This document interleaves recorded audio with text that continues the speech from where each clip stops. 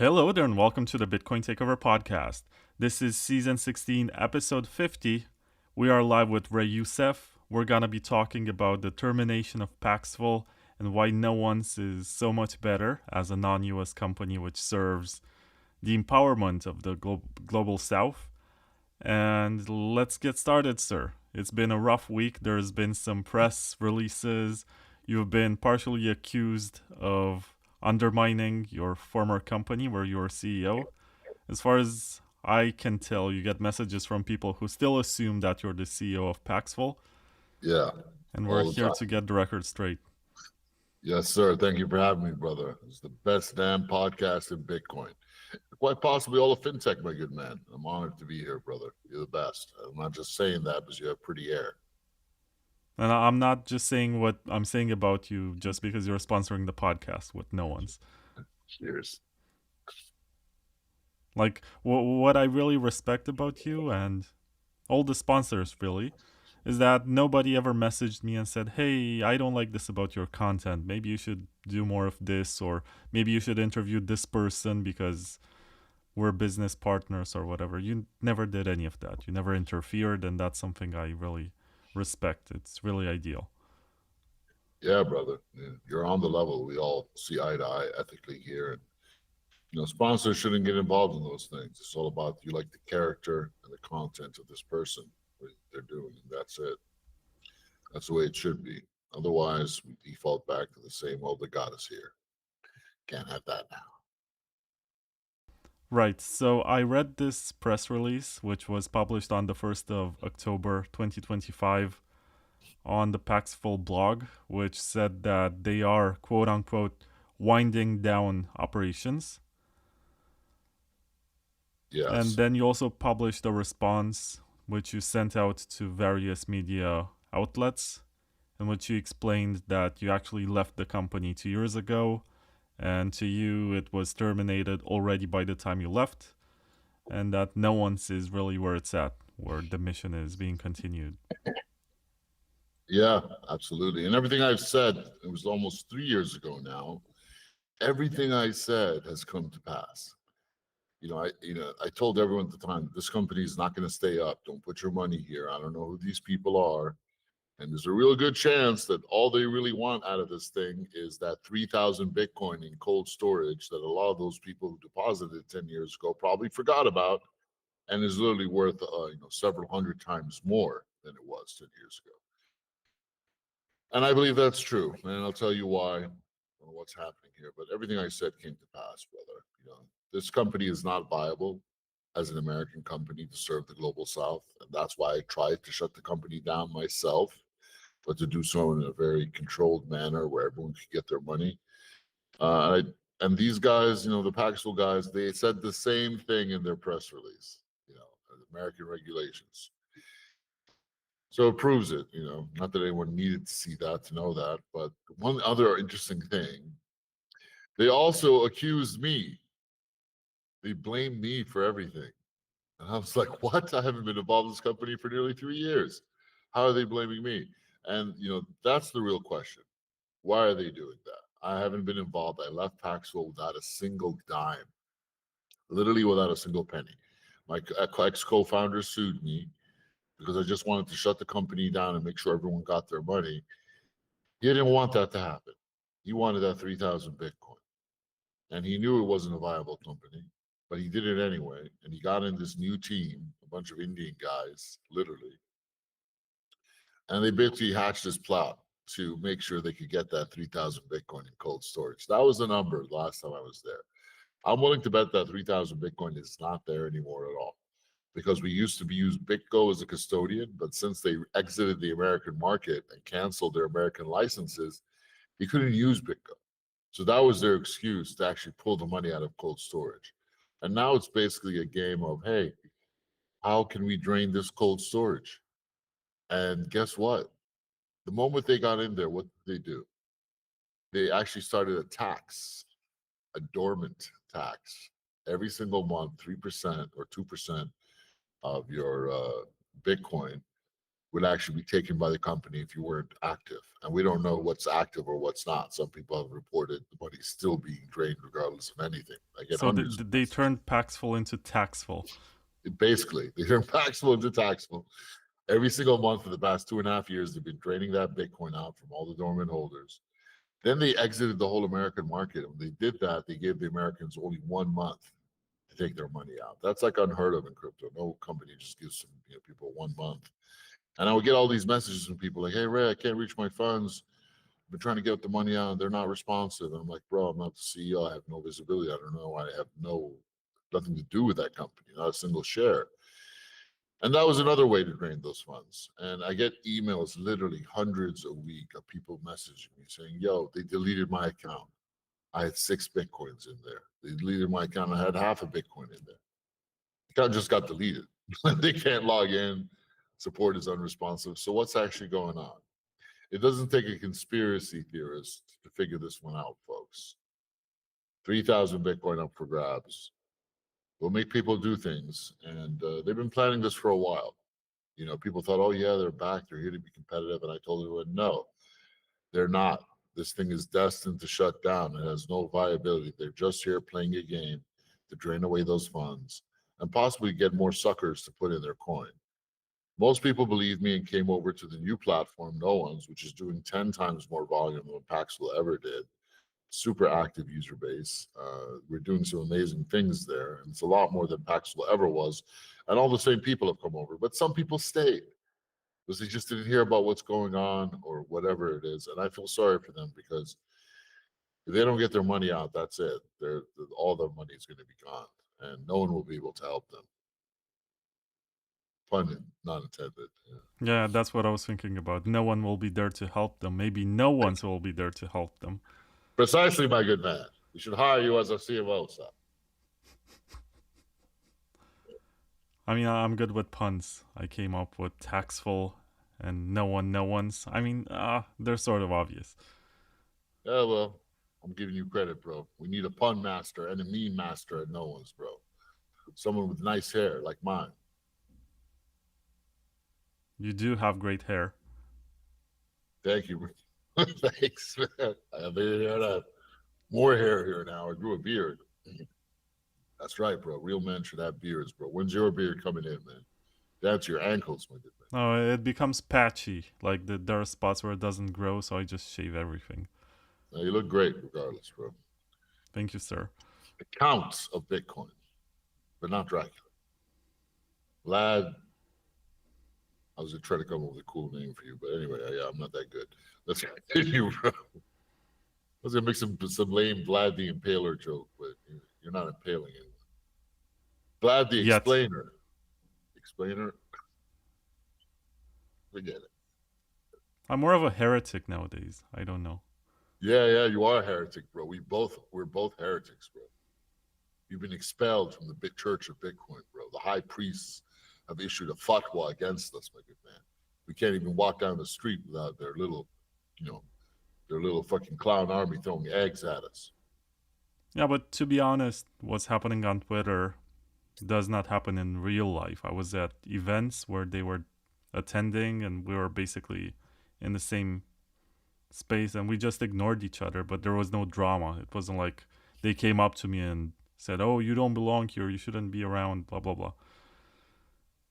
Yeah, I mean, none of these guys. It's only the toxic troll, and honestly, all these toxic trolls, it's a controlled effort for sure.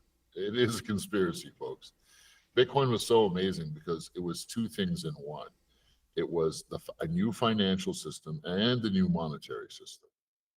That's amazing because they're two separate things. The financial system is what you do with the money, and the monetary system is the money itself. Bitcoin was both of those things in one brand with all the incentives aligned. What a magical, like, super weapon of liberation and sovereignty.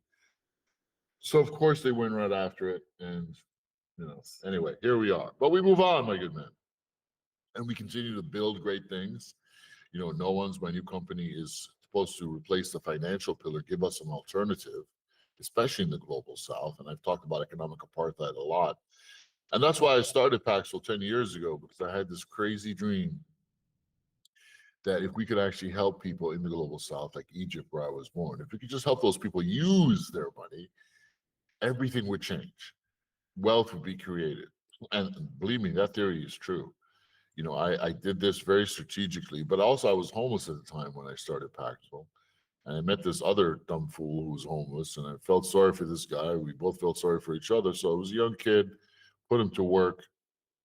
Let me tell you, folks, the one lesson I've learned from Paxful is that you choose your business partner like your wife. It is that important. You take your time, you figure out if it's not a hell yes, then it's a hell no. You know, it turned out that guy, you know, once the money came in, he was blowing $40,000 a week on booze and hookers and blow and all kinds of nonsense. Like he became just a degenerate, and he really sucked at his job. The entire executive team wrote me letters telling me we can't work with this guy. And I have all the letters documented, and you know that's why I had to fire him. And then I tried to shut the company down, which he agreed to. Then he's like, hold on a second, what happens to that 3,000 Bitcoin? I'm like, well, it's going to stay in cold storage. We're going to pay lawyers in the company to make sure everyone gets their coin, and none of us will be able to touch it. It's all going to stay with the lawyers until everyone gets their money, and that's it. It's going to be handled like that. We're going to pay out of our pocket to make sure that process is up for at least 3 years. I didn't want to give people 1 month. I wanted to give people 3 years to get their money back in a way that we could not touch the funds. And he says, then I got sued. And it was a nightmare terror lawsuit. Sued me on Martin Luther King Day from out of the blue with this terrorist law firm. And the goal was just to make me step away. And, you know, that's the first time Paxful went down. Because this guy was he made all these crazy accusations that, oh yeah, you don't actually have any engineers. You're keeping the money for yourself. That's actually what he was doing. He was just projecting all of his criminality onto me. And so he didn't pay the lawyers by court order. We couldn't pay couldn't pay the engineers. Couldn't pay the engineers. Just the lawyers got paid, not the engineers. And then what happened? Our wallet went down. The whole thing went down. It was a big, you know, like structural, like just something broke, and no one could get their money, and everyone was freaking out. Like we had a literal like, fintech company, a crypto company with no engineers, and I had to do it all myself. I stayed up for 11 days, 11 straight days, trying to find help, going into code. I haven't coded for a while, but I went in there, figure out what the fuck is going on. We had a huge platform. I had to do that for 11 days where that idiot just sat there strategizing with his lawyers like a fucking like an idiot, probably on blow the whole fucking time. This is what happened. But I made sure everyone got their funds. After 11 days, I could finally pass out. I got everything back up and running. And people were withdrawing their funds. And that's all I wanted, was to make sure everyone's funds were safe. But, the lawsuit continued, and I just said, you know what? I did all I could here. I'm not going to hang around here. I built the whole company. I was the company. This guy should never have been co-founder. He was incompetent at everything he did. He was supposed to be the CPO and take care of the product. Instead, the first version of Paxful was excellent. I designed it. Version 2.0 was total rubbish. And, everything started going down. Our conversion rates went down by 9x. Thanks to him. I brought in tons of business. I brought in like 20 times more business, but our conversion went down by 90%, but we were still making more than before. Anyway, so that didn't work, folks. And I eventually said, okay, you know what? I'm leaving the company. I don't need anything from this. I didn't want any shares. I didn't want anything. I just wanted to make sure that people got their money. I even gave them $1.6 million, because the company was like bankrupt, basically. I said, I'll give you $1.6 million of my own money to make sure that you do the compliance work to unfreeze funds. And that's what I had been focusing on. None of that happened. They just gave that money to the lawyers. That was actually in the contract. So they broke that. They didn't do any of that stuff. They didn't care. They just wanted the money and they took it. He found this Delaware law firm to handle, all of this. And that was just a big club. These guys from Delaware and my co-founder actually found this new Indian CEO who removed any mention of Paxful from his bio or LinkedIn. You don't find any mention of it. And if that doesn't tell you what's going on, well, then you're dumb. And I feel sorry for you. And you must hate your money. Yeah, brother. There's a lot of details here. If someone wants to read the whole story, it's a crazy story fit for Netflix. You should Google the Ray, my name, R-A-Y, the Ray narrative. It's at Bitcoin Magazine, Bitcoin.com. I'm not Bitcoin.com, BitcoinMagazine.com. And it's the whole crazy story, and it tells you all the details. Like it's honestly, it's like GTA. Like my guy co-founder was trying to get access to company funds. He raids the Estonian office with like, a gangster and 4 fucking goons. It tries to take the CTO's laptop and by force steals the cash in the office. And like all this insane shit went down. It was literally terrorizing the company. We had this like addict, trying to get everyone's funds. And then, I finally had to step away. And these are the people that have been running Paxful. And I've been warning you all, they're just playing a game, trying to get this 3,000 Bitcoin. And, the whole thing is going to end in flames. And, it's happened. It's all happened just like I said.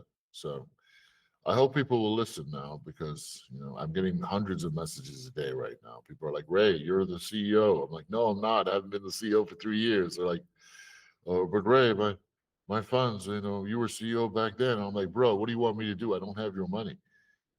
Talk to them. They're like, oh, they're ignoring me. They don't answer the emails. The CEOs and answer. No one's answering. I'm like, I told you it was a scam, bro. What do you want me to do? Yeah, brother.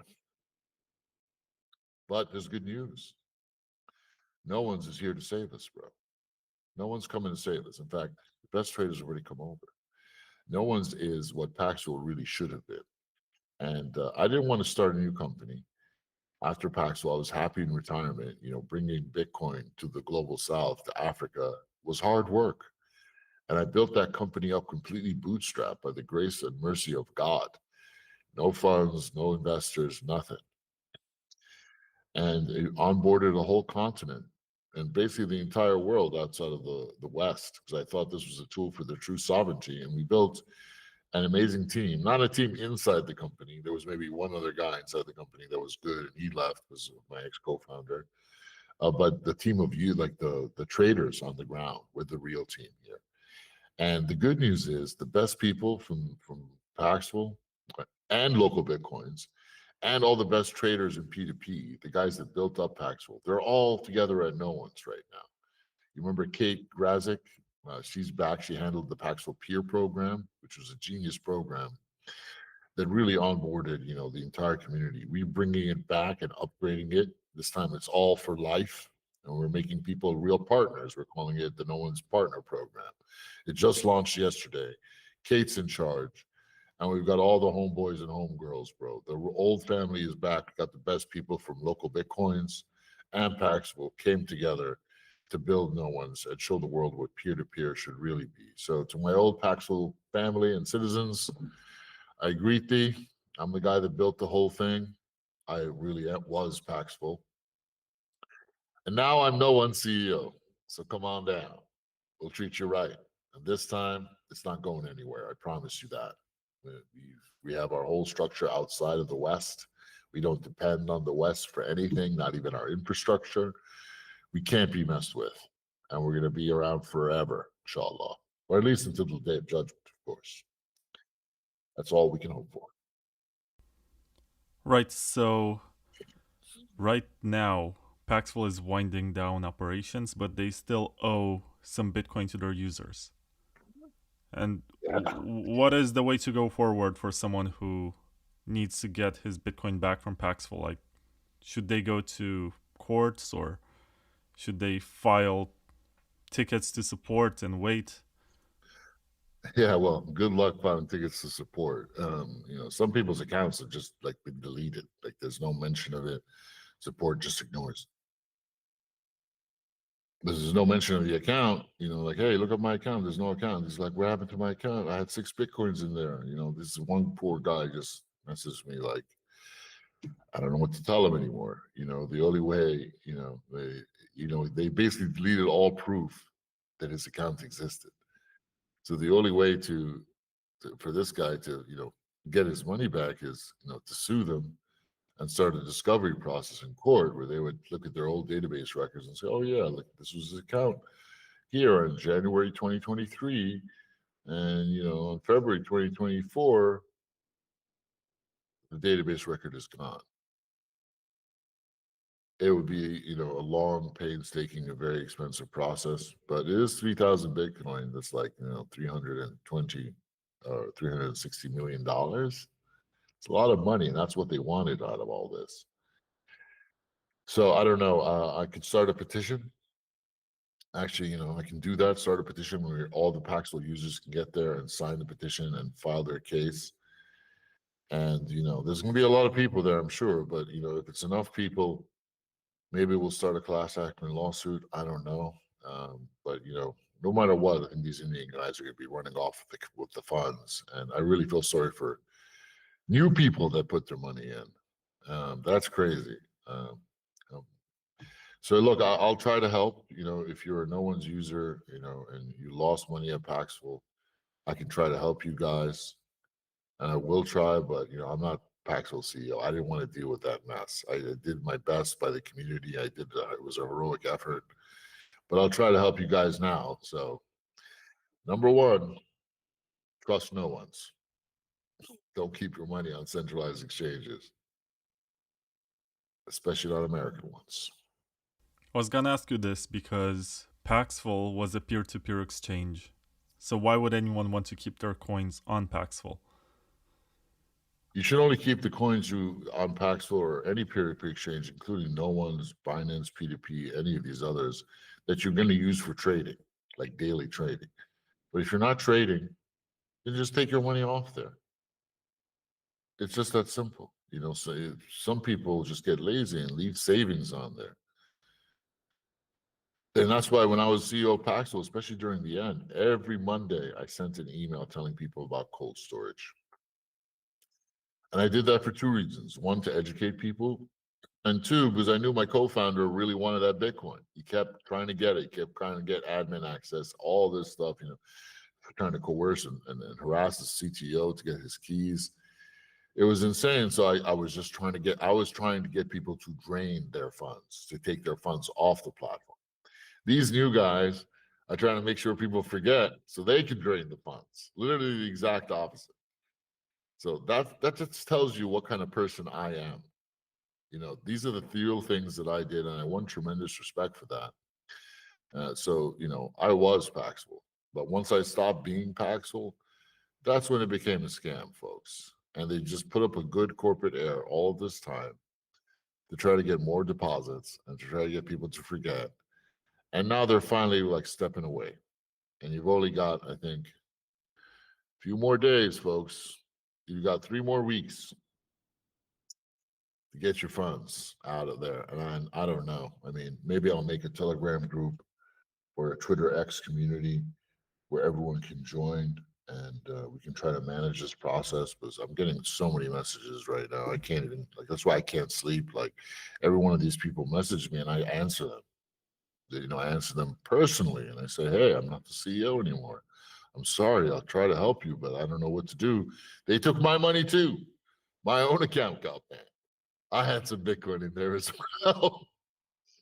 I didn't want to take my Bitcoin out until everyone else took their Bitcoin out, and I took it out, most of it out. I just kept a few bucks in there, and it disappeared as well. So it's real mess. So I do want to ask you more about this situation, and there was also something that happened in January when there was an issue with your Solana contract, and you got called out. I just checked Twitter to be sure about it. Nick Carter said, very unsurprised to see this from Ray, who is a huge clown. And there was also Ari David Paul, who said something along the lines that you're scamming people with no ones. What's that about?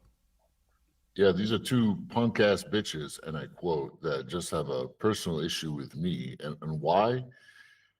Because I support Gaza and the people of Palestine and all the oppressed peoples in the world. These guys are two huge Zionists. They were buddies of mine in the beginning, but once, I started defending humanity, they came out and attacked me. Ari Paul said, accused me of stealing. Man, if I see that dude at a conference, bro, I'm going to step up to him, not say a word, look him in the eyes, and wait for him to start urinating on himself. Nick Carter, this little kid is a joke, man. He's getting into the ring and fighting fat bums, thinking he's some kind of superhero. It's sad. It really is sad. I've never stolen anything from anyone in my life.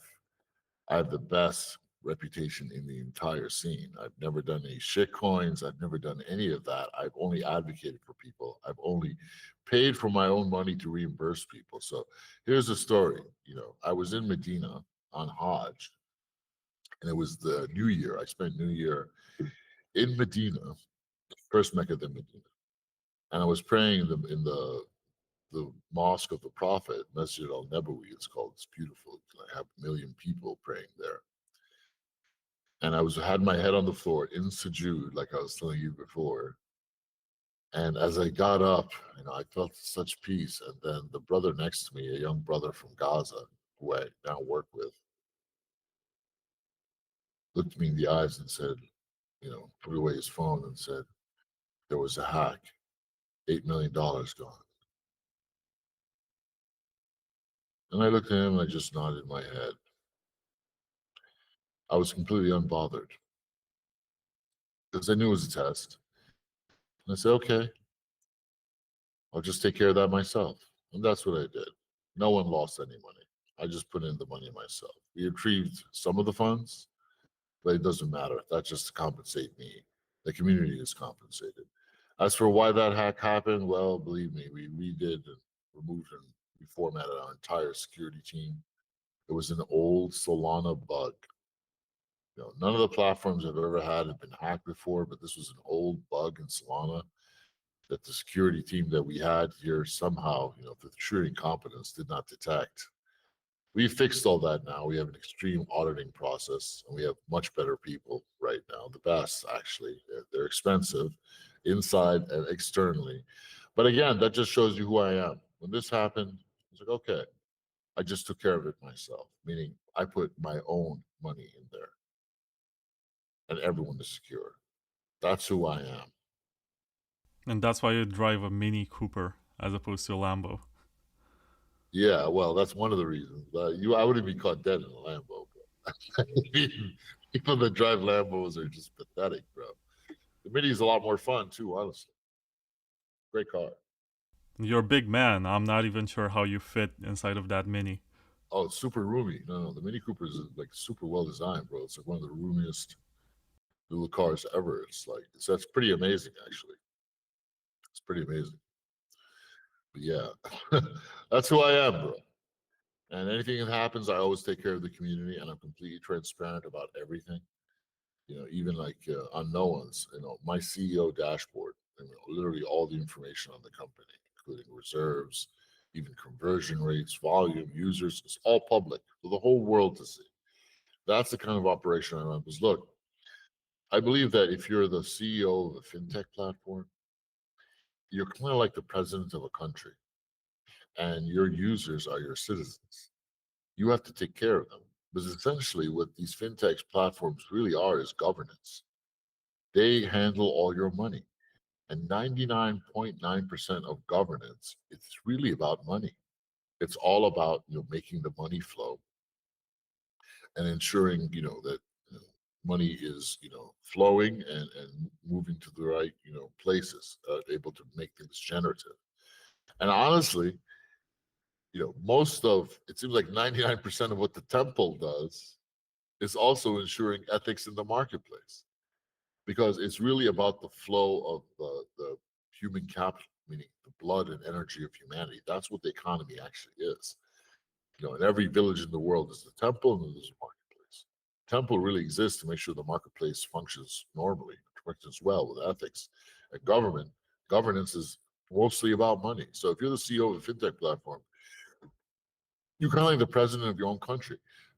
We should be leading in a way that we want our governments to lead, setting the right example. Like one of the values that I have, and it's one of the main values that no one's, is everyone eats. Everyone eats. Not just the board. We don't have a board. It's just me and my advocates. I'm like the prime minister. They're like the representatives, the senators, and they're people from the community. One of our best guy, in fact, our best guy is a young 26-year-old brother from Ghana, Mufti. This guy is amazing, man. We came together by a stroke of just a miracle from Allah. And he got socially engineered, lost his savings, and I helped him out with that. But more importantly, I offered him a job. I said, "Could you help me?" And I paid him well too. I didn't pay him, "Oh yeah, he's African, living in Africa. We'll pay him 5 times less than we would an American." I consider that to be worse than criminal. When you pay people the quote unquote market rate, that's like a form of usury, which is, usury is a serious sin. It's the worst sin, honestly. It's worse than adultery, honestly, worse than murder, because you're sinning and you're waging war against God. They call it riba in Islam, and the market rate is this huge scam. Just because this guy is holding a different passport, I'm going to pay him 5 times less. That's not how I want to lead. So I have a policy. You should pay people not at the market rate, but at the highest level of what we should pay them for world class on a world class level. That's what I believe. And I've started. And when I did that with this guy, his name is Mufti. My goodness, this guy had no experience in marketing or anything. He was just a peer-to-peer trader. He was amazing, though. His brother taught him. Bro, this young guy hit the ground like a demon, man. My God, he made videos. He set up accounts. He just attacked, bro. And people were like, "Why are you paying this guy so much? He's just a young kid from Africa." Well, man, he proved me right, brother. A miracle of God. And that, every single time I've done that, it's always worked out beautifully. I'm doing this not just because I want to do right by God. Of course, that's number one. But because I want everyone else to copy me. There's so much amazing talent in the global south. And if you pay them what they're worth on the world stage, not just by discriminating against them because of their passport, these guys will go to bat for you and do the work of 10 men and give you ideas and initiative and treat it like their own baby. I promise you, it'll come back to you 1,000 times, because that's the blessings of God. So that's just one of the ways in which I'm, leading and changing the script. We're flipping the script completely at no one's, not just on crypto, not just on peer-to-peer, but on the entirety of what corporations should be doing. And we're not really like a corporation. We're more like a country. And all those philosophy books and all those governance books I read, I'm putting it into practice with God's law first, brother. And it's working. It's working. Cheers. Oh, that's beautiful. My social media manager is also from South Africa, and I think he's doing an incredible job. And I also have a guy who's doing short clips, and I think he's from South America. I'm not sure exactly where. It might be Venezuela, but I'm not 100% sure. But to be honest, they're very cool and involved, and I don't have to boss them at all. Like, they just do their job. They own it. They own the whole thing. Like, it doesn't take any of your energy or time, and that's because they're hungry, they're invested, emotionally. That's what you want. We have to take care of those people. And they're honest. Yes. Yeah, man. I don't have to, once again, I don't have to check what they're doing all the time. I know that they're doing a good job. They're learning, they're improving. I like to see it month to month that everything is getting better. So just in case you're wondering, the page on Twitter, Bitcoin Takeover, BTC TKVR, is run by this guy from South Africa, and he's doing a great job. Sometimes he has typos, but I don't mind it. I'm like, he spends a lot of time doing this and trying to find creative ways to get to people, to push the content a bit. Because my biggest problem, to be honest, as a creator, is that whenever I finish with an episode or whatever, I already think about the next one. And it's hard for me to look back and start to break it down into pieces and try to understand what was good and what was not. I'm basically a hunter, and I need someone to cook my meat and make the most of it, and then also skin the animal and turn the fur into something beautiful. Not that my podcast guests are beasts that I'm hunting, but that's besides the point. I get you, bro. Well, you found some amazing talent. And there's a lot of amazing talent in the global south. And my mission at No One is to just have a home for everyone. We can trade and do what we need to do. Essentially, it's like our own nation. That's really the evolution of these peer-to-peer crypto platforms. Some people are like, oh yeah, you know, you do peer-to-peer OTC and you do gift cards, you know. Like, no, bro. It's a lot more than that. You know, some guys go, how is no one's different from Paxful? Isn't it just the same thing with new colors? I'm like, enough of that ignorance. Go and use the platform and see what it's evolving into. I really see it as the WeChat of the global south. Essentially, it's like it should be the all everything you need to do with money and commerce. We just added shops where you can actually buy and sell anything for crypto, meaning products, services, domain names, cows, jobs, classified ads. It's all there with bidding, escrow. It really is quite revolutionary. It's basically like Silk Road, but no bad stuff is allowed, not even pornography or alcohol. Totally clean. And that's why it's such a game changer. And that's why it's going to be highly disruptive. And Uncle Sam is definitely not going to like that, bro. Even though, you know, we're keeping it completely halal and clean. This is really what threatens the machine is when people in the global south can actually trade with each other without barriers. And that was really the promise of crypto, of Bitcoin, peer-to-peer electronic cash. So we can just trade with each other. And that's what no one's is fast becoming. And as I build this all out on no one's on Web 2, believe me, my plan is to transition it completely to Web 3. That's what CivKit was supposed to be about, but it was built on Bitcoin, which was a mistake because Bitcoin is completely ossified and nothing can really be built on Lightning. It was engineered not to be unbuildable, but no one's will fix that. So come on down.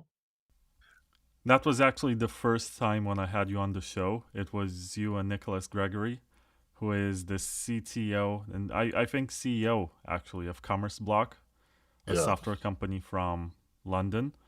yeah, And you were working with him to build CivKit, which was this peer-to-peer marketplace built on top of Bitcoin. And I found it fascinating at the time. I'm not yeah. sure to which extent no one's is using the same libraries as CivKit. Yeah, it's not. CivKit was built on Bitcoin Lightning with Bitcoin script and all of that. And it was just a nightmare to work with, bro. You know, that was guaranteed to fail. So no one's will be, you know, is building this in Web 2 with Web 3, but eventually the goal is to launch it in a completely Web 3 platform. And Bitcoin will definitely not be it. It probably we're waiting until the release of DarkFi and building on DarkFi because this whole thing should be private. And Amir Taki and DarkFi, Amir was one of the original Bitcoin developers. He's a genius, super genius actually. Nice hair like me and you too.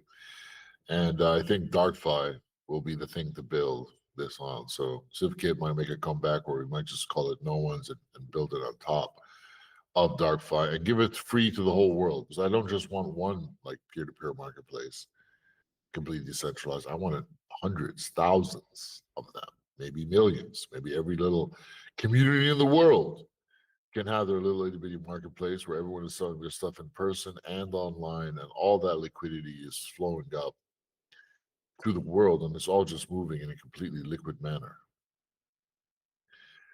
That would be nice. That would be the game changer, and that's what I'm trying to build. So no one's is not just a clone of Paxful. It's a completely different platform, which is rapidly evolving and really turning into like the OS for civilization. Civilization is all about commerce. That's what it's really about. You don't have to make all kinds of voting apps or any of this nonsense. You vote by how you spend your money and who you spend your money with. That's how we vote. That's how grown-ups vote. And that's what we should be working on. I agree with you. There's a lot of power in the way that you spend your money, and most people are not even aware. They're like zombies. They just buy what's being advertised, and they're like, yeah, I'm gonna get this brand and this brand and this brand, and then they go back to their homes and they complain about corporations owning the world and stuff like this, but they don't go to the local farmers market or whatever. But I'm not gonna preach or patronize anyone on anything. Make your own choices. We I'd love have to hear some it, bro. messages from the chat, and I wanted to read this out loud to you. Eric Tsingos, I think that's how you pronounce it. He says, "Raise a boss!" Exclamation point. Thanks, bro. I appreciate it, brother. Try to make history here. It's not easy, brother. We fight against all these greedy little devils. But man, it's all about curing the ignorance with knowledge and to state so in a base manner so you connect with the hearts of men. Bring warriors to the front lines.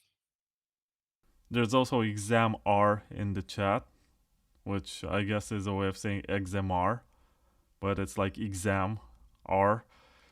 He says, or she says, I'm not even sure. Welcome to paper Bitcoin investing, no longer peer-to-peer digital cash. I guess it was related to what you said earlier, that Bitcoin was supposed to be peer-to-peer electronic cash, became a store of value, like a stock that BlackRock and a bunch of other corporations are betting on. Yeah.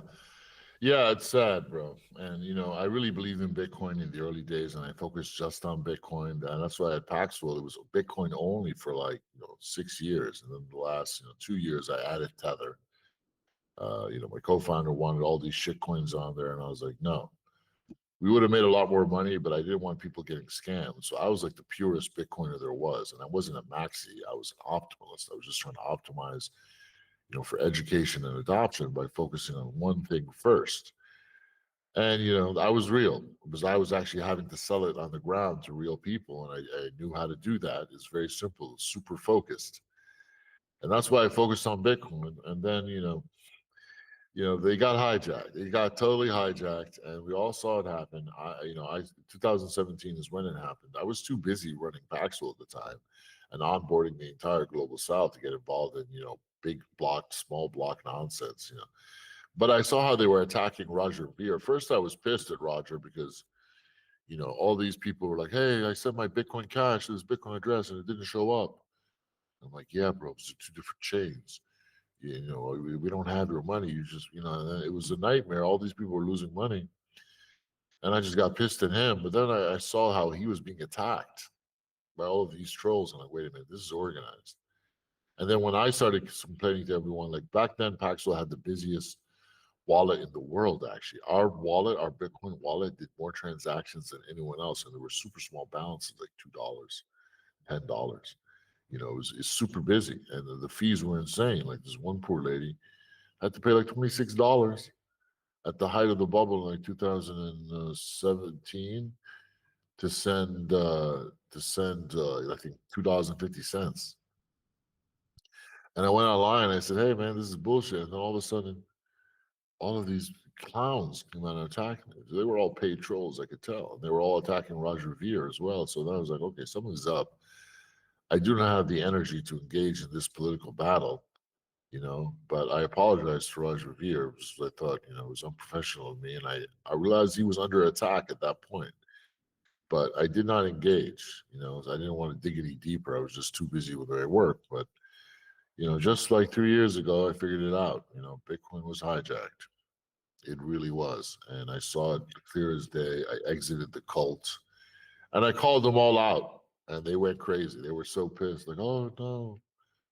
Because they were so happy to have someone like me in the movement, building schools, I'm onboarding the global South.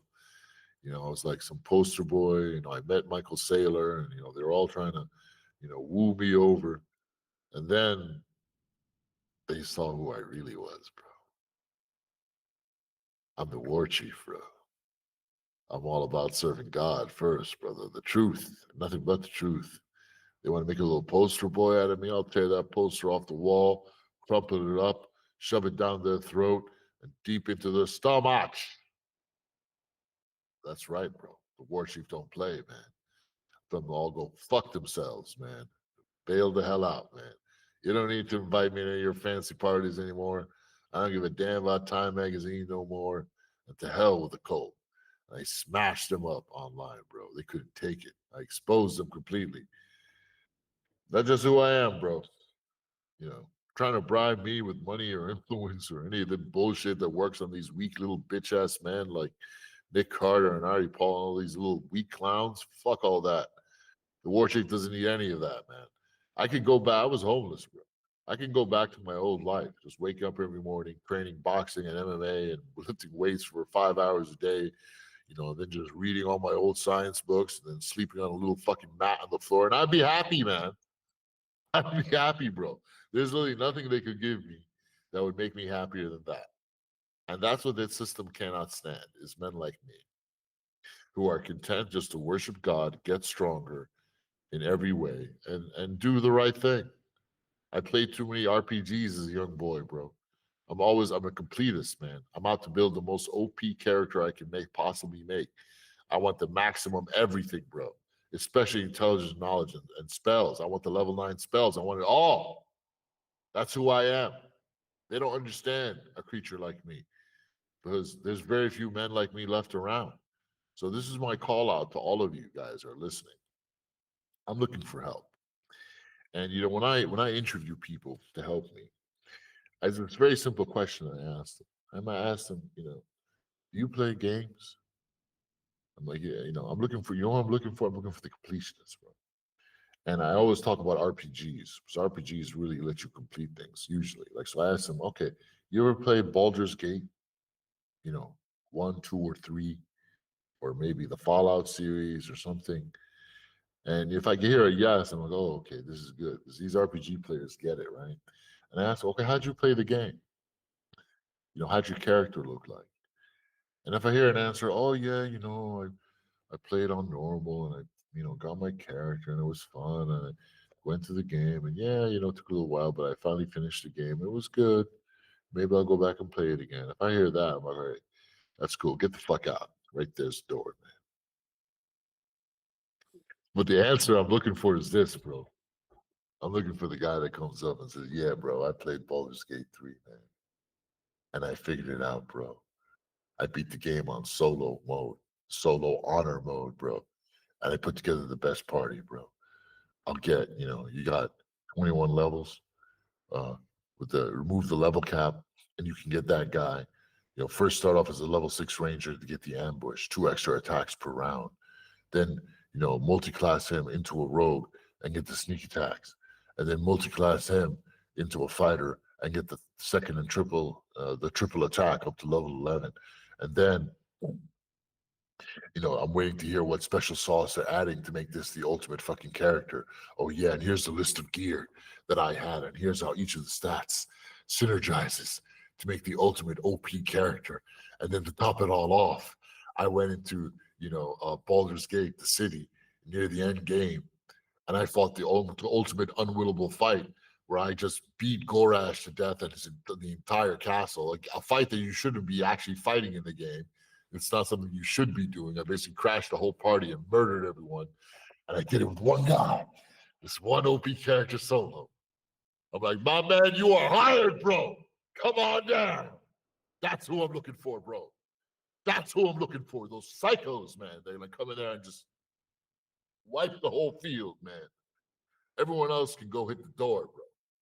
That's who the war chief is hiring.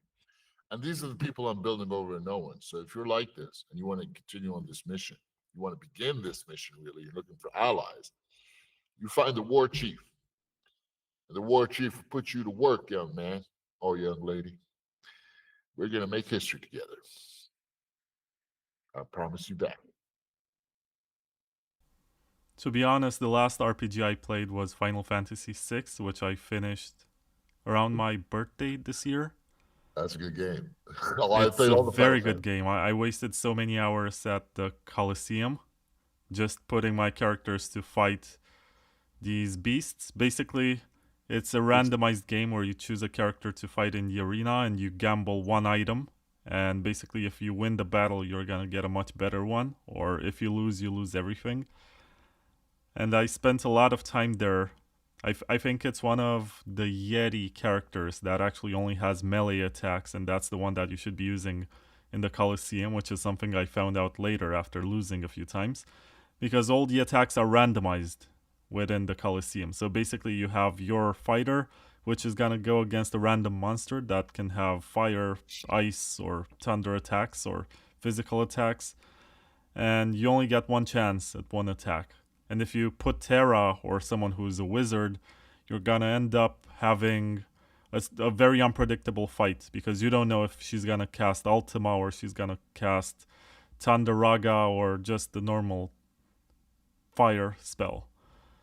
So you use the melee character. Is Final Fantasy 6? Is that the one with Tifa and Cloud No, and that's 7. Sephiroth?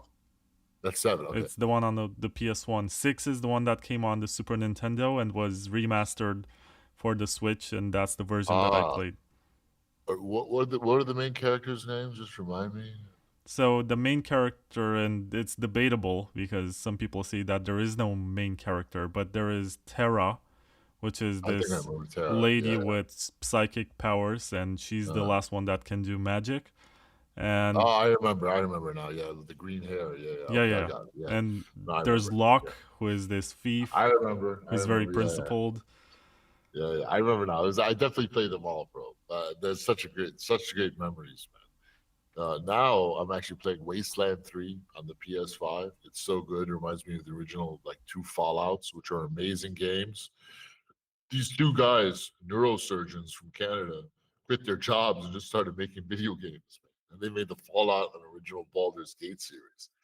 Brilliant stuff, man. And if you're a game designer, it really is kind of the highest level of like human development. As you think about the nature of God, and I think about how God manifests to us humans, Allah really is like the ultimate game designer because he does a lot of things. He designed the whole universe, but he designed this world that we're in right now as like a game to test us in the intention of our deeds. And he's built an amazing game. And we're in the end stages, right? We're in the final boss fight right now. And he gave us a hell of an enemy, and I mean that. And my goodness, man, it's tough, but man, what would a game be without a great dungeons? That's my philosophy on life. Oh, I agree. Cheers to that. And I do like the optional bosses in Final Fantasy. I mean, Oh I yeah, like didn't the beat. rest. So in Final Fantasy 7, there's the ultimate weapon, whatever, that you have to defeat. I didn't get to that At the, one. It at the was bottom of overkill. the ocean, right? Exactly. I beat that motherfucker, bro. But there are 2 or 3 phases of it. Like you can beat I him whooped first. his ass completely, bro, with authority, man. Bro, I'm a completionist, man. Did you also get the Knights of the Round summon? I got everything, bro. I don't even remember anymore, but You I have to rocked it breed all. chocobos for a long time and then get a chocobo to some stranded island I had inside a all the volcano. chocobos, bro. I had them on the refugee chocobo boat. I owned the whole chocobo industry, man. The war chief just took over and dominated, bro. That's it. That's all you need to know. Cheers. Great games, man. If you're listening to this and you have no idea what we're talking about, you should be playing Final Fantasy. But to be Man, honest, don't get into the remakes like the ones yeah, on remakes PS5. suck. Play the originals, man. Honestly, people that played those 16-bit games, and we're supposed to be talking about Paxful, now we're talking about these. But honestly, bro, the people that have played those games are honestly the most ethically driven people because those games are like trainers, and these are people that have heroism in their hearts. They want to do the right thing because they just want to do it. They get those experience points. It's the right thing to do. Like those are the best humans and the most driven. And I consider you one of those people. And that shines through your aura. Yes, sir. It shines through your aura, bro. I feel it. And I'm like that too. And I look for those people. So if you're one of those fucking nerds, those heroes, I don't care if you're like a little, 5 foot skinny little punk, but so if you've got that kind of aura and you've got that kind of heart, come find the war chief, man. I'll put you to work because we need you. We all have to come together because the last boss is worse than any monstrous dragon or even worse than a planet destroying super weapon. It's way worse than any of that.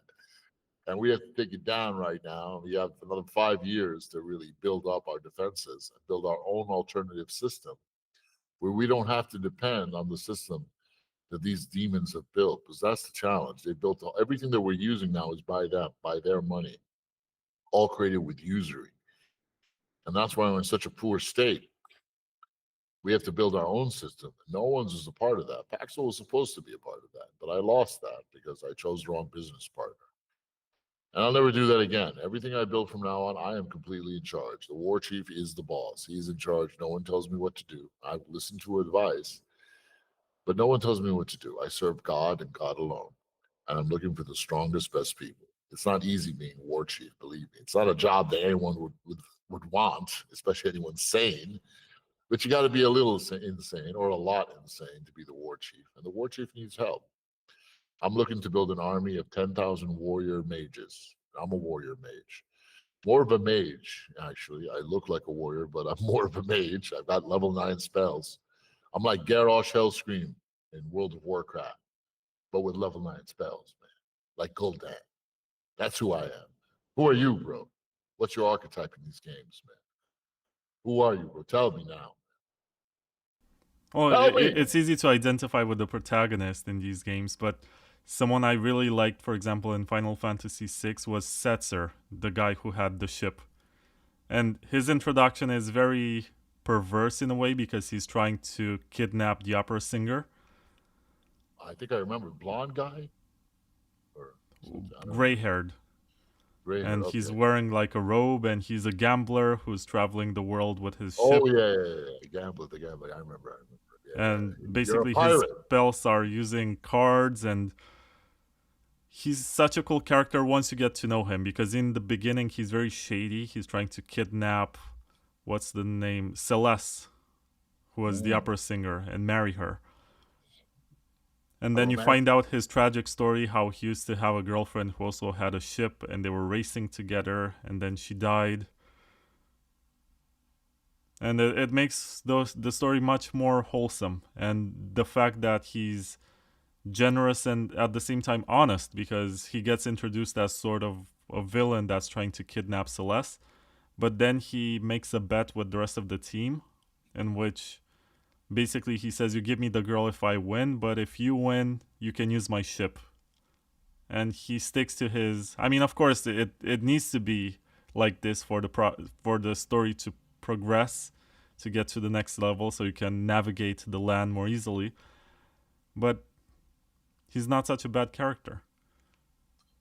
Yeah, I remember him now. He's a great character, bro. And if you're in this industry and you're basically gambling a lot because there is no certainty about anything, it's easy to relate to that one. Yeah, no, that's a good one, bro. Definitely. And I've been thinking about this industry too, and tokenization. I stayed away from what I called shit coins for such a long time. But now that I think about it, like if the good guys don't step into this area and make it halal, make it right, then it's just going to keep getting abused by guys like CZ and people like these pump fund guys who just like maximally just preyed on their users, extracted everything out of them. And when you think about it, tokenization is really an amazing invention. Tokenization is the ultimate tool to align incentives in communities. That's what stocks were supposed to do, really. Not just give investors something to invest in or allow people to raise money. Those are just the side benefits. The main benefit is the aligning of incentives in communities. That being said, why everyone should have a coin? Every project should have a coin. Like, that makes perfect sense. It just has to be done right. It has to be done in a place where that is an environment that is generative, where the game mechanics are set up for the long term. So I'll be announcing something soon, and this is my take, my experiments on fixing tokenization. I haven't told anyone about this yet publicly, but it's coming soon. It won't be with no one's. It'll be a separate project. And it's an important pillar because no one's supposed to like fix the financial pillar. There's still the monetary pillar for us to fix because USDT and all these stable coins is not it. But I'm believe me, there's going to be stuff there too. But the media pillar is still unclaimed. We're still operating on all of these billionaire-owned platforms. So someone needs to do something there. And I haven't seen anyone do anything there, so I'm going to do it. I'm going to bring tokenization into it. And brother, I would love to announce it on your show, but it'll be coming soon. And we're going to change the tokenization game. And I'm sure the maxis will come out and call me a shitcoiner, but who cares what they think? War Chief is on his own vector, bro. Stay tuned, my good man. Stay tuned. It is interesting to think about this, because the way in which it's usually achieved is with a 100% pre-mine, where you give a disproportionately large amount of tokens to the early investors or the founders, and then you try to dump on retail. I think that's the most common practice. sort of works for its intended purpose, but if you're trying to build something on the long term, this is how you spell doom. This is how you cast Ultima on any project. It's the end of it. So you do have to set the right kind of incentives for people to stick around, to care about this, but also not lose interest, because if you don't stimulate people very early on, they're just not gonna care about it, and then you have zero growth. It's a very it's a balancing delicate, situation. Yeah, but it can be achieved. We have all the tools necessary to achieve it. What we need is a real game designer to step in there and design a game that aligns incentives and communities for the long term, incentivizes generativity, growth. You can't put $10 million, in some young kids and say, okay, build this project, with no accountability. You're going to get disasters. And we've been going from one disaster after the other. And that's why we had the term shitcoin. But there's a way to do things right. It's all about how you design the game. It's all about the product itself, the system, mechanics. And that's what I enjoy, bro. Playing all those games for 10 years, 20 years of our life, bro, has prepared us for this great destiny, my good man. Only a few have the vision to see it, sir. And I believe you're one of them, sir. So I'm going to show you my new project soon, bro. And you're going to make Vlad tokens, bro. And Vlad tokens represents everything Vlad does, bro. And Vlad's going to work 10 times harder, bro. And you're going to take some of that money, just a little bit, and buy even better hair products and invest in a better microphone. Well, you get the idea. Don't worry. It's coming soon. Trust the war chief to do it right, folks. And I hope everyone out there is listening to this. You're enjoying a nice protein shake like mine. This one's called the Hulk. It's good. This can actually be interesting for developers who already tokenized their entire life with that grid on GitHub, where they just want to add another dot every day so that it looks like they're super busy. And if that was actually tokenized in a way that their work is rewarded and consistency is something that is appreciated, can be nice. But at the same time, you can argue that you can make very insignificant changes, like you put a typo in one day and the next day you come back and you fix it, just to appear that you have made some commits. So there's a way to do it. It's hard to evaluate quality of something. It is, yeah. It is definitely, but that's where, that's where the alpha is. To those willing to dive deeply into a problem set. And that's where the fun is too. And the war chief likes fun things. I like challenge, my good man. And I'll be taking it on. But I actually launched this experiment, anyway, I'll tell you about it later. I don't have to get into it now. I think we're good, but we can keep going, bro. What do you want to talk about? More Paxful stuff? Should I tell you about all my other projects, bro? I'm building a car, 3D printing a car. I've redesigned the Shelby Cobra. I'm going to use it as the testing ground, the launch pad for all of these occulted technologies. Because, I'm a closet man scientist. This is where the level 9 spells are coming in, bro. That's coming soon. By the end of the year, you'll see the most beautiful car you've ever seen inside and out. And there'll be some secret goodies under the hood. That's coming. Also, the ultimate water bottle is coming, bro. I built a water bottle that structures water and can generate actual spring water. The field of waters and electricity are the two most suppressed areas in science. Most people don't know what good water actually is, but I'll be introducing it. People ask me, Ray, how are you almost 50 years old and you look so damn good? What kind of longevity drugs are you on, boy? And I'm like, I'm not on any drugs, except the best drug, which is natural spring water. But the water we get in a bottle, even if it comes from the best natural spring in the world, it's not really spring water because it's dead. The energy signature of spring water only lasts 48 hours once it leaves the spring, and then it just dies.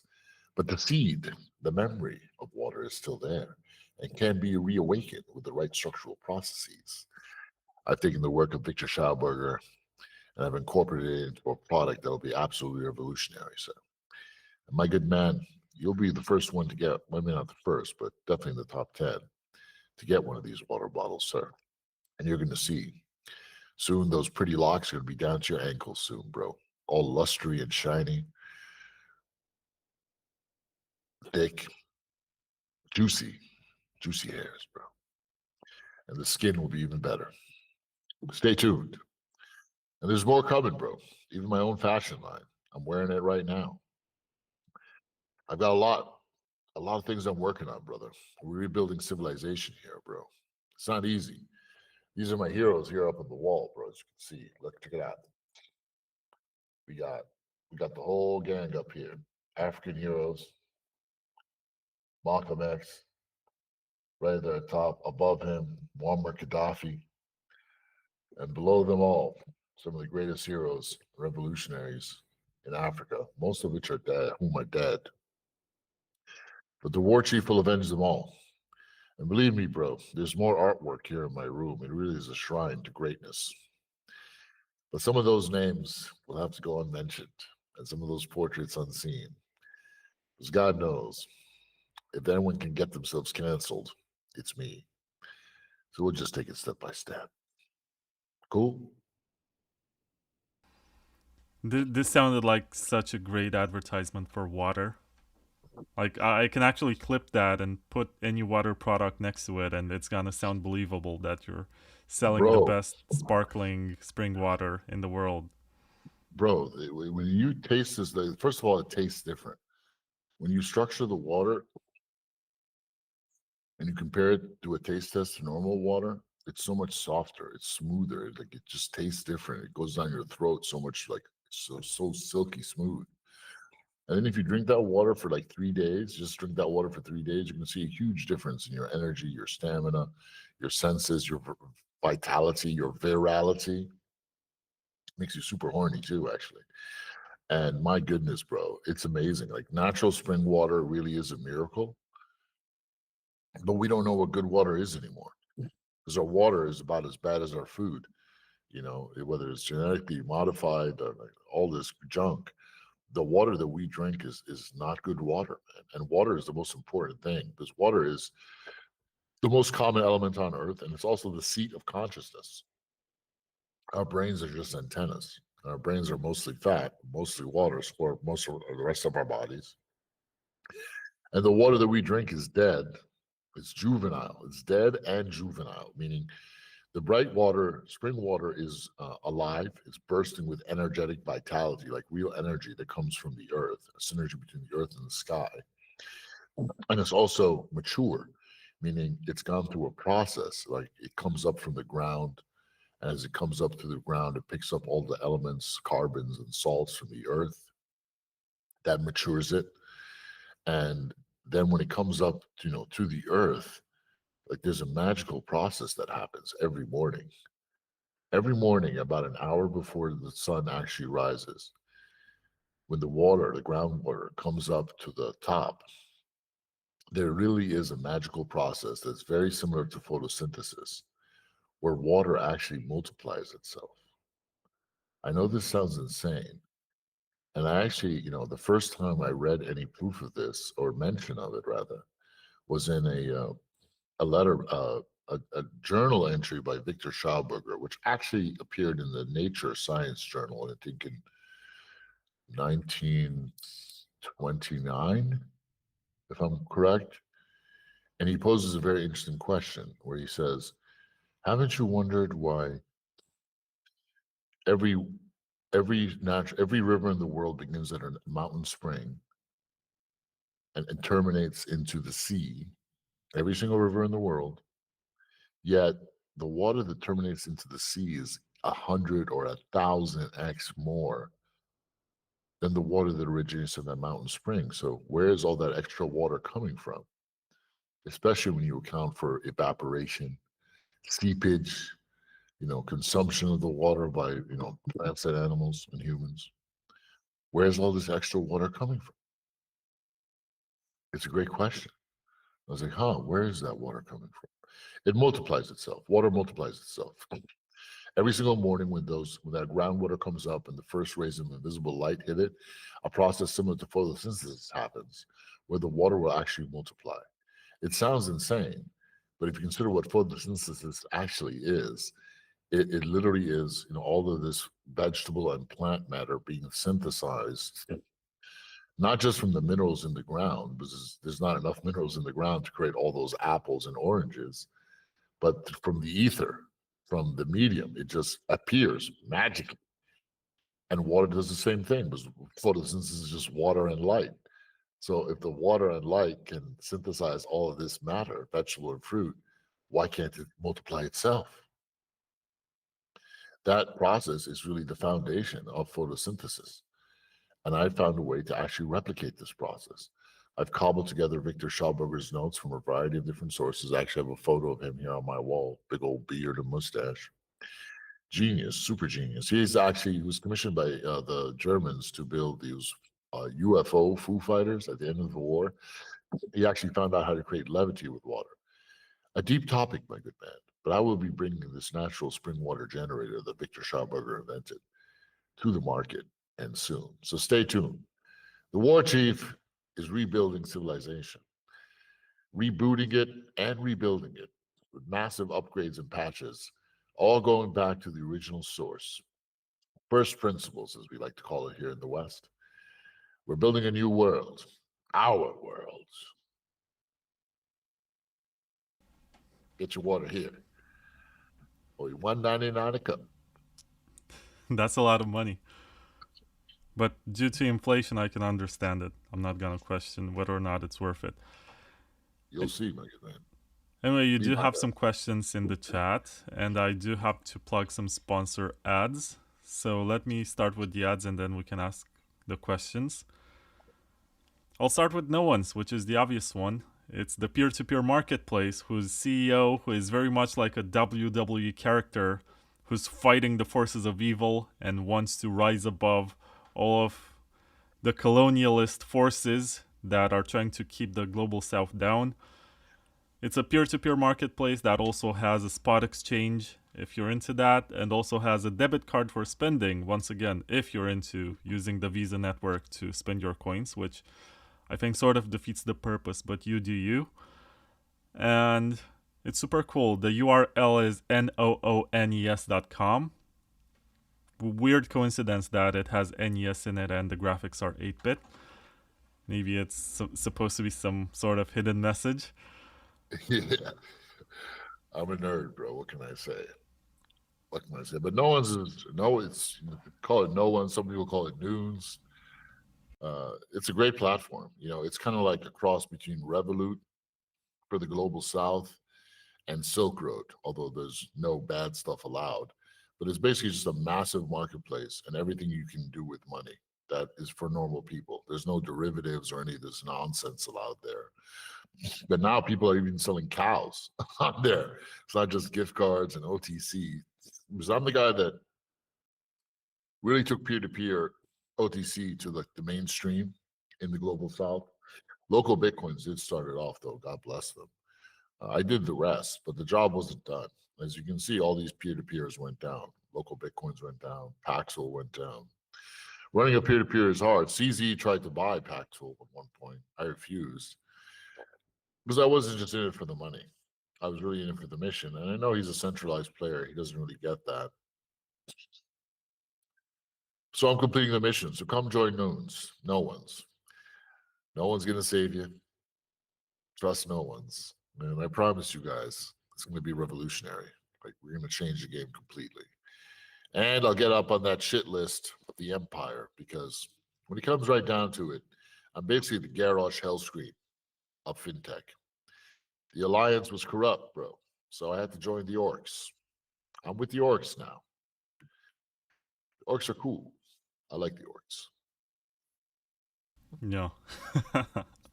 For the Horde. For the Horde. Everything I do for the Horde. It's true. Also, something else that's worth mentioning is that if you're trading on No One's, you're actually providing liquidity to these hustlers. And they can feed their families, they can do cool stuff. You're not just trading against some VC or someone who doesn't really care, is just trying to make more US dollars. Exactly. If you really want to help the world, go and trade on no one's. Put up some liquidity there. That's the single best thing you can do to help the world. And it's an amazing tool because you can go there with your crypto and get someone to deliver cash to you in Morocco in your hotel. You can do anything you want. You can create arbitrage routes and make money on there. It really is the ultimate financial tool. It's like a universal translator and transporter of money. It's a brilliant invention, and that's really what crypto was invented to do, because it's such a great escrow product. We don't have to rely on the banks. Banks do the transmission of money, but one of the biggest things that they do is the escrow.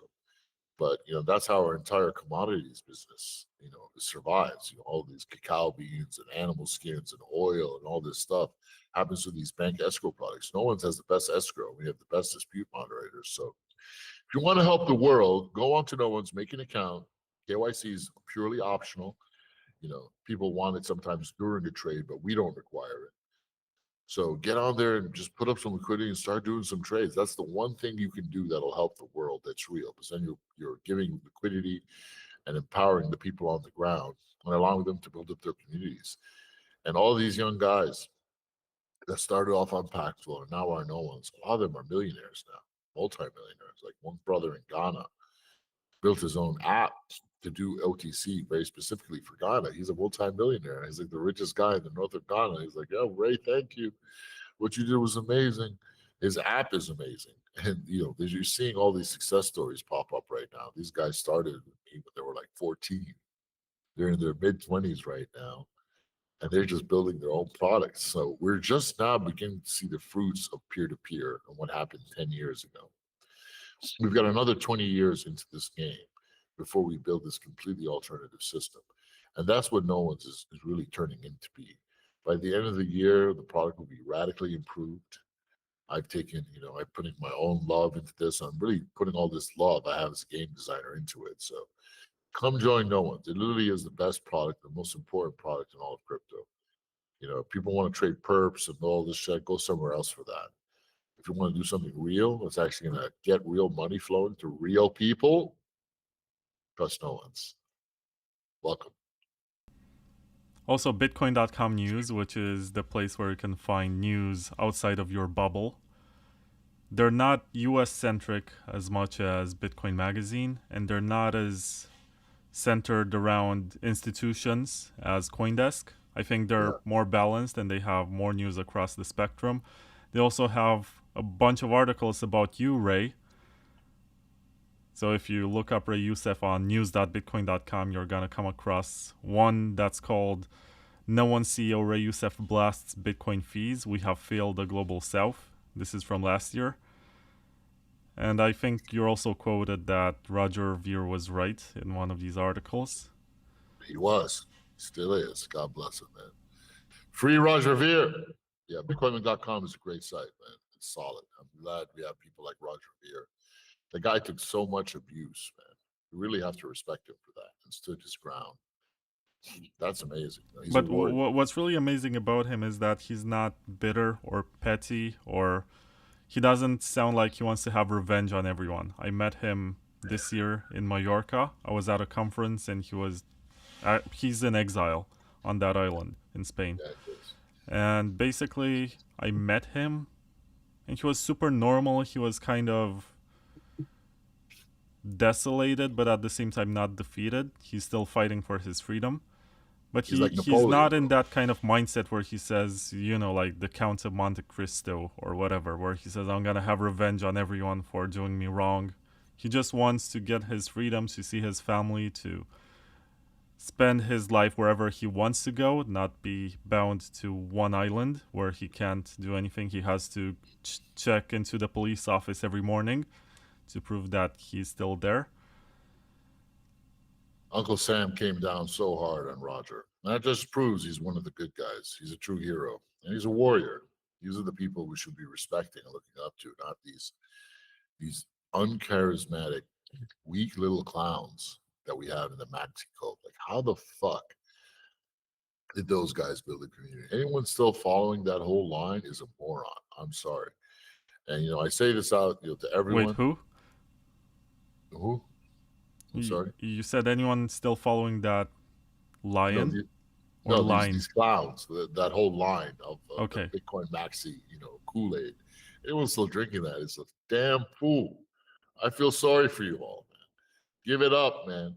Break away from that shit. Stop wasting your time. You're just a bunch of freaking dregs and grifters right now. So sad. Yet, on no one's, most of our volume is still traded in Bitcoin, not USDT like all the other peer-to-peers. Most of it is in Bitcoin. And there's a reason for that, because I pushed Bitcoin so hard, and I still, still think it's one of the best tools that we have. It just, does the community have the gumption to take back the narrative from that? And I don't see that from the West. The West is completely defeated, spiritually, ethically, narratively. But the people in the global South are still carrying it forward, using it for what was intended to be peer-to-peer electronic cash. It all happens on no one. So another reason to join no one's, if you're a true Bitcoin optimalist, come join us. The entire old Paxful family is already there. All the good guys are there. It's the true home of the Rebel Alliance. Is no one's. Trust no one's, bro. It is the home. If you're a real crypto, cypherpunk, rebel, then you should be on no one's. It's everything, all the best bits of the past cobbled into one. I'm Roger Veer, Ross Ulbricht, and Satoshi Nakamoto all wrapped up into one. And Garrosh Hailscreen, and Galleon from Lunar, the Silver Star on the Sega CD. It's a good mix. A few unmentionable names are also there, but we'll leave that until the sequel to this podcast. So I need some more time to prepare a new passport. And I need my own plane too, bro. Soon I'm not going to be able to fly. Cheers. I just realized that you're one of the poor souls that had the Sega CD, which was an add-on for the Mega Drive Genesis. Sega CD has some great games, bro. And the best one was Lunar, the Silver Star, and Snatcher. Those are two amazing games, man. Anyone out there play Lunar 1 and 2 and Snatcher? Those games were so good, so ahead of their time, man. Lunar was as good as Final Fantasy, if not better in a lot of ways, man. Such a good game. The main villain, Galleon, he's one of the best characters ever. There's a bit of Galleon inside of me. Galleon was misunderstood, bro. So was Garrosh. Garrosh did nothing wrong. Those war crimes are all blasphemy and propaganda by the Alliance. The Alliance, they're the bad guys. That's all. I just wanted to make that clear. Looks very good. Did you actually have a Sega CD or you picked it up later? Oh, I had the actual Sega CD, bro. I bought it brand new. I'm old, bro. So you were a Genesis kid during that era. Genesis and Super NES, bro. I had them both, man. I had a foot in both camps, bro. Lucky. I remember, so of course I grew up in Romania, so it was hard to find, even if you had the money for it, there was no official distribution. I remember the only place where I saw the Nintendo 64 was on the back of a magazine, and I was staring at that a lot of times thinking, this should be so cool. Where do I even find this? Yeah. Yeah. I mean, and that's the first thing I ever bought with Monero on XMR Bazaar. I went there, I found someone selling a Nintendo 64 last year, and I was like, yeah, I gotta get this. XMR Bazaar, by the way, is I think the best commerce platform we have in all of crypto right now. It's an amazing achievement. It's a super awesome marketplace. I think it's made by Doug and one other guy. And it literally has everything. Like product-wise, it's amazing. Great liquidity too. Like it is a special jewel in the space. Everyone should check out XMR Bazaar. It's good. Come to No One Shops too. You can sell for any crypto. And we have an awesome escrow. We have bidding. We have services. We have jobs. We have everything on there that you can imagine. It's a good, solid product. So come to No One's Shops, start up your own, post up your liquidity. That's an order from the war chief. Do it. Do it now for the horde.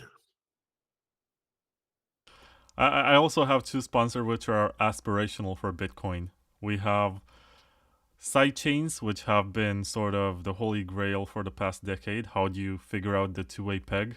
Blockstream gave up on it, and now we have layer 2 labs, Pol Storts, basically trying to wrestle with wrongful conceptions about how this works and creating the drive chain, which, to be honest, is much more than a scaling solution. It's a way to bring interesting and useful features from altcoins on the 21 million Bitcoin economy.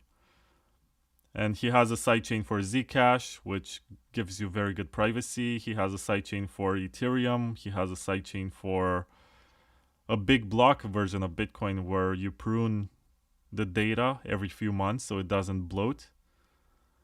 It's called Thunder, which is sort of like a joke about the Lightning Network, which hasn't really lived up to expectations. And he has the software. It's available on layer2labs.com/download. You can check it out today on the Bitcoin Signet, unfortunately, because in order to get this activated, there needs to be consensus in the soft fork.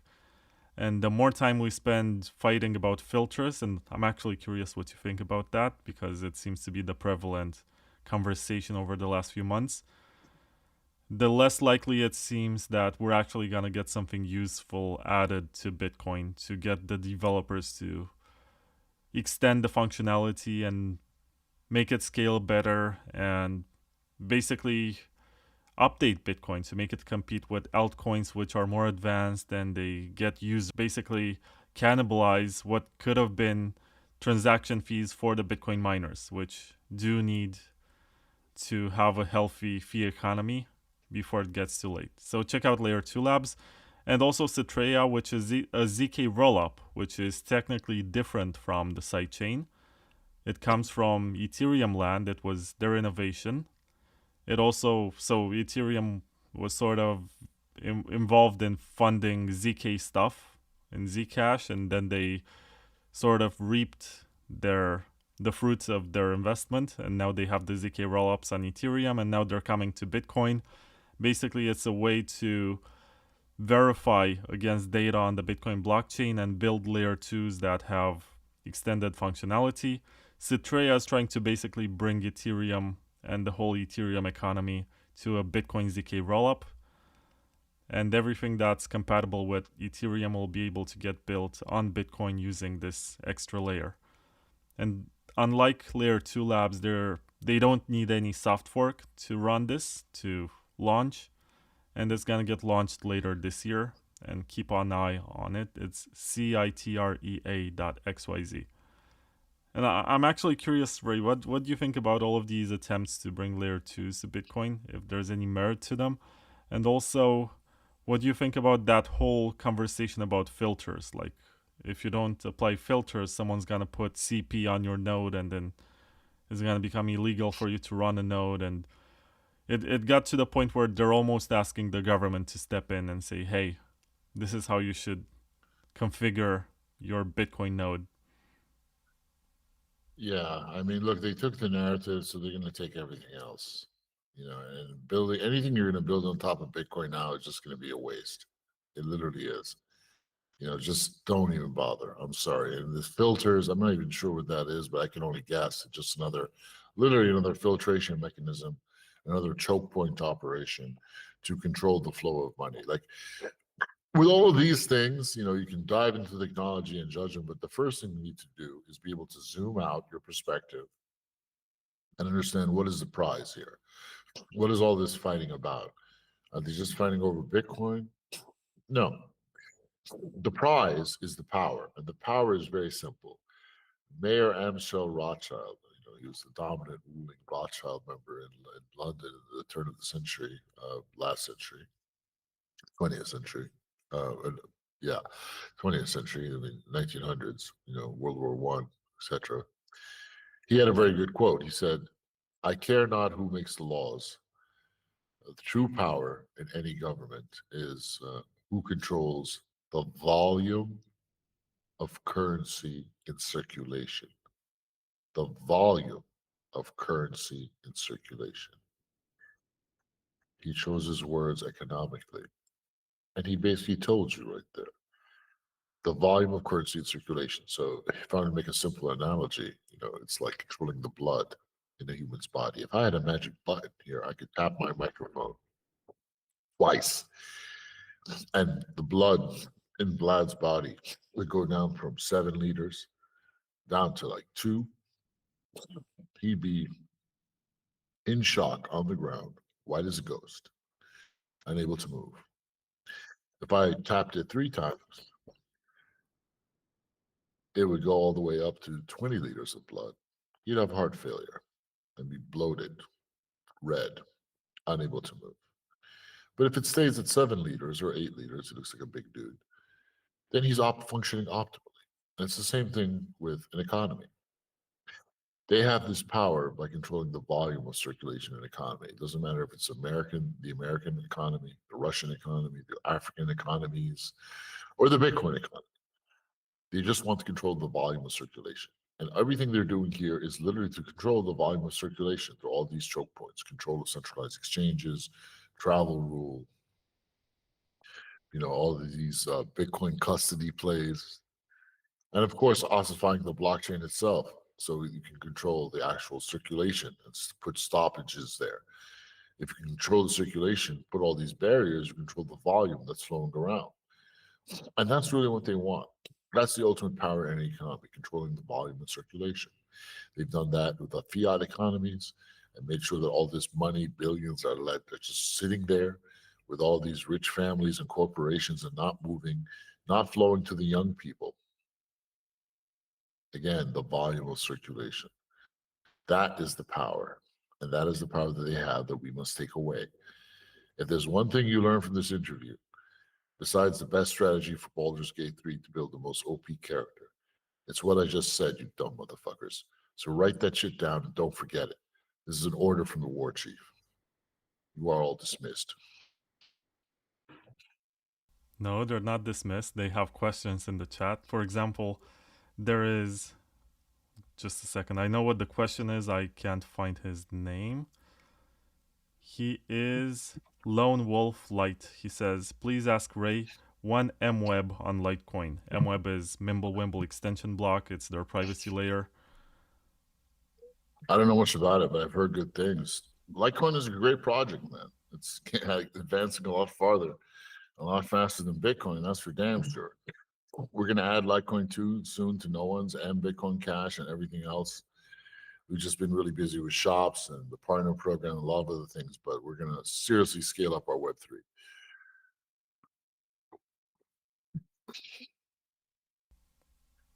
Sounds good. There's also XMR in the chat who says that the final fight in Final Fantasy VII was a letdown. Just get team to use Mime Spell with Knight of the Round Table. LOL. I think I remember that, yeah. I think I remember that. Yeah, the last Final Fantasy VII. It was with Sephiroth, right? He takes this form with the wings and all that stuff. Yeah, I remember that fight. But bro, let me just say one thing. I have to actually go because I have a podcast soon, but let me get these questions. But you remember Age of Empires and the Prophet Priest Rush? It was so good. I was the guy that invented that, man. You invented what? The Prophet Priest Rush in Age of Empires, bro.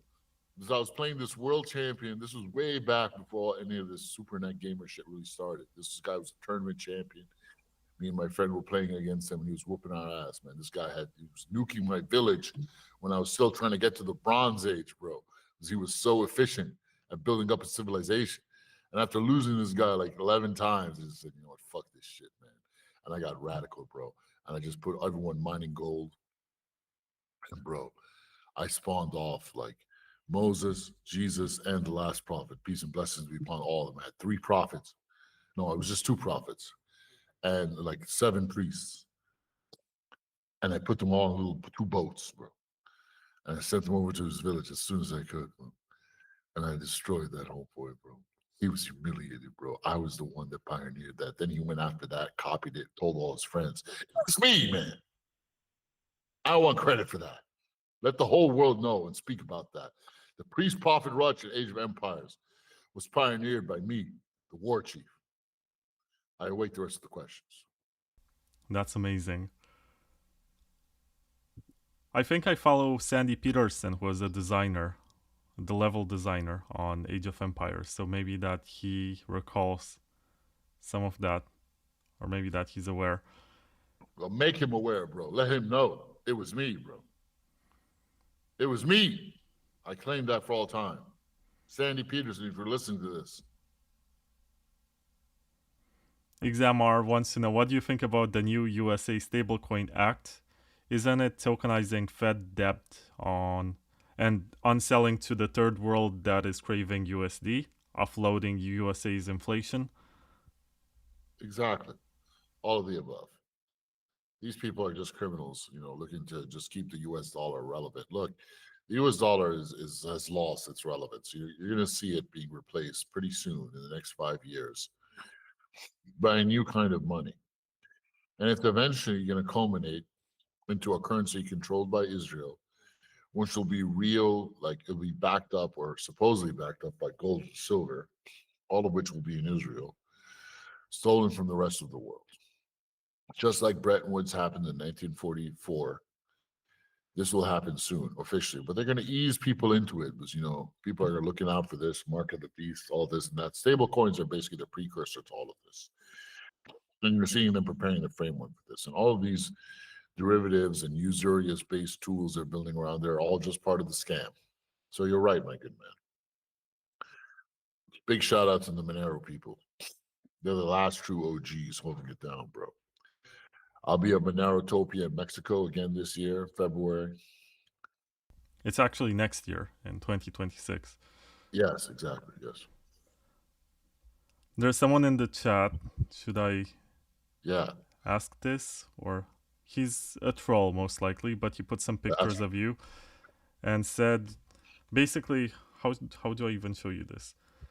There's a picture of you with a girl who is also hanging out with Vitalik, who's behind some Ukrainian DAO. Yeah. And said, 3 letters tie us together, FSB. And he asked me, why you keep simping for this guy when it's very clear he is the oppressor playing the victim, which is part the course for psychopaths of this kind. And he also has this picture of you when you were super young and you were next to this motorcycle that's pink or yeah, man, violet. Photo shoots, bro. These people are a sad story, bro. It's not my fault I'm sexy as hell, bro. These guys wish they had a body and a face like the war chief, man. And they can't handle it, bro. As the FSB, this is the Russians. Well, people have accused me of being CIA mostly. I haven't gotten FSB yet, but thank you. They're much better than the CIA, clearly. But if they send in checks, I haven't gotten them yet, man. So honestly, let them know, man. Get the checks in the mail. Those CIA boys as well, bro. The war chief can use that extra spending money, bro. These protein shakes ain't cheap. Yeah, this guy got me, bro. He's right about everything. Next question. Let me see if there's anything else here. Oh, it seems like for now this is it. You don't have any more questions from the audience. And I even took the one that was probably spam according to Twitter, which is the one about you being a FSB. Why would I be FSB when that girl's Ukrainian? Wouldn't I be CIA then? These trolls are too stupid to even get their logic right. Like, what the fuck is wrong with them? Anyway, whatever, man. The IQ level these days, bro, is so low. I never used to think I was smart, but looking around, seeing how dumb everyone is. Sad story, bro. Sad story. All right, my man. I'm going to run to my product call, improve the product to no one's, bro. Make sure it's the very best in the world. And the foundation for the final stand of the resistance against the empire, sir. Few want this job. In fact, no one does. I don't even want it. But I'm doing it anyway because no one else was crazy enough to step forward, sir. Everyone else took 2 steps back. The war chief took 1 step forward. So as you can see, if you can do simple mathematics, that means I'm 3 steps ahead.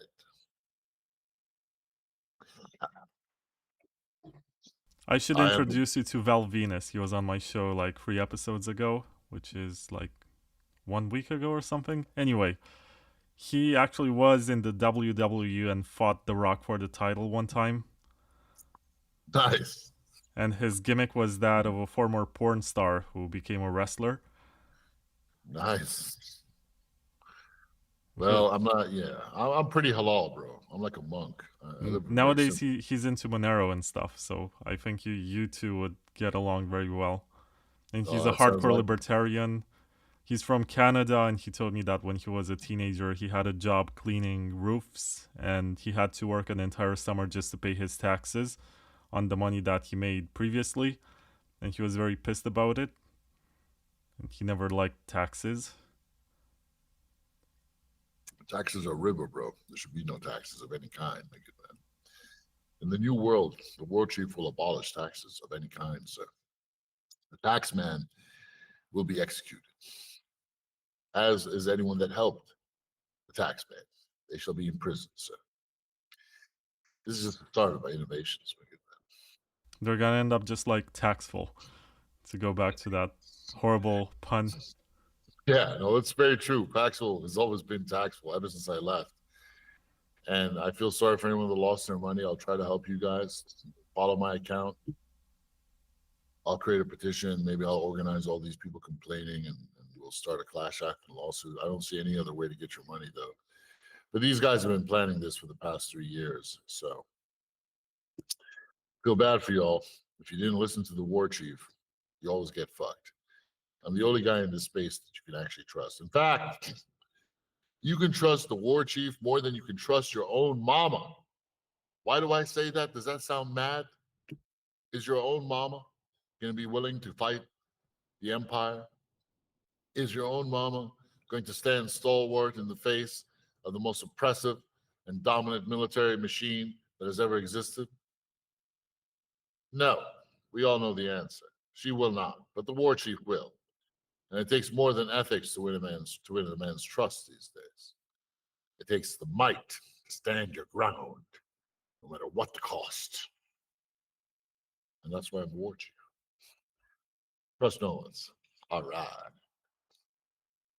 Thank you very much, Ray. Thank you for your time, and thank you for making this happen on such a short notice. I'm happy that I got to be the first podcaster who recorded your thoughts on what's actually happening, because reading press releases is very sterile. There's not much to understand from there. You don't really get what happened.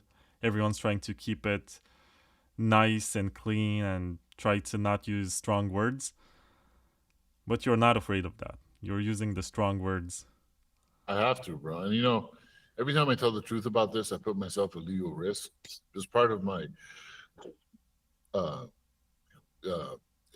contract that I signed with these guys, settlement, we call it, was that, I wouldn't say anything bad about them. They wouldn't say anything bad about me. But, they've been clearly shit talking behind my back. They publicly came out and blamed me for everything. And it's just because they're trying to cover their own theft, overt taxation, deleting accounts, claiming balances. That's what they've been planning to do for a while. I told everyone this 3 years ago. Most people listened, some didn't. And if you didn't listen, well, you're dumb. Sorry. Always listen to the war chief. I'd never lie. Well, maybe a little white lie here and there just to not hurt people's feelings, but I'm the most honest man in this space. There's very few honest people left in the world that have the strength to stand their ground and say no to money and fame and all these other things. I'm one of those real people. And one of those real people, why? Because I get attacked all the time. I get people accusing me of being CIA, psychopaths, FSB, trying to humiliate me. That's how you know who the real guys are. Just look for the guy that everyone is attacking. And that's the good guy. That's the rule, if you want to know who to trust these days. And of course, physiognomy doesn't lie. Look at this face. Look at this beard. Look at these shoulders. Look at these pecs. Look at that. Look at that. Only the good guys got this, bro. The bad guys are skinny little twerps like Adam Back. They all sold out real hard. Big, sexy, strong motherfuckers. The pearly whites. Actually, it's kind of yellow, but anyway, I'm working on that. Yeah, we're the guys you can trust. Thank you all so much. War Chief out. Thank you, Ray. And once again, thanks to the sponsors, noons.com, Sideshift.ai, I actually forgot to mention them, but they're a platform for swapping stuff that, for example, stable coins. If you want to get BTC, you just put your BTC address into Sideshift and the person sends you USDT, but actually sends it to Sideshift and you get your BTC to your wallet. That's actually a cool use case. Citrea, Layer 2 Labs, Bitcoin.com. Thank you very much for being here. Thanks to all the 800 people who listened to this live. And Ray did not even retweet this or the no one's account, which is kind of impressive. Yeah, you forgot to retweet, but it's fine. Oh, sorry, bro. I was doing my hair. It's all good. You can do it later. And I'll see you in the next one. Over and out, my man.